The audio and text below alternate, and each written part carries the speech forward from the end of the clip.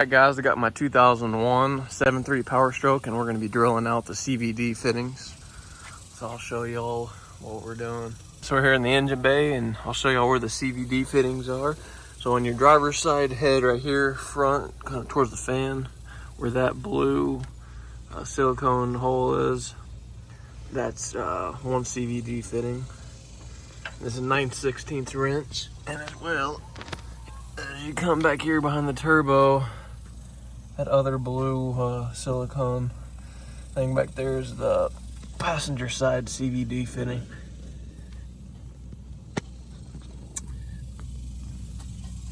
You pretty much have to take turbo off to get to the passenger side. I took the downpipe off, make it a little bit easier.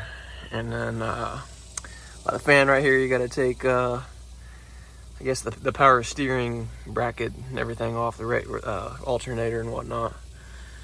And should be quite a big upgrade over stock, fuel wise. All right, so here is your stock CVD fitting. It's kind of hard to see. Has a check valve in it. And then here is the CVD, the stock CVD that I drilled out. Used a 1/4 inch drill bit and drilled that out. And then you take that, here's the check valve. And here are all the parts that are inside. That's the stock CVD fitting.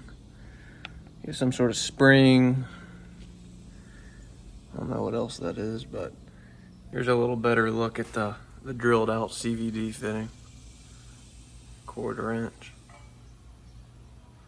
How big it is compared to the stock. You can barely see a little baby hole in it.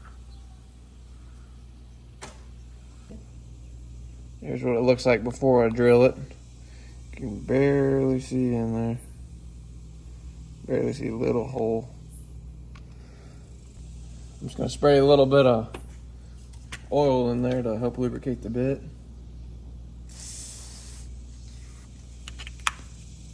Get my 1/4 inch bit.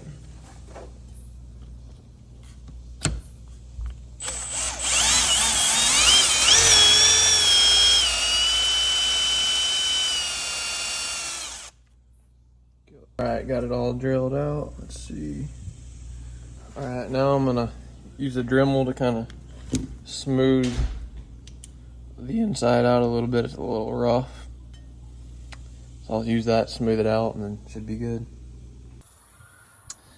Alright, here's the after of installing the CVD fittings, the stock drilled out one. So you see right there, I got there's some white Teflon paste on that CVD fitting going into the block. Get that pretty snug.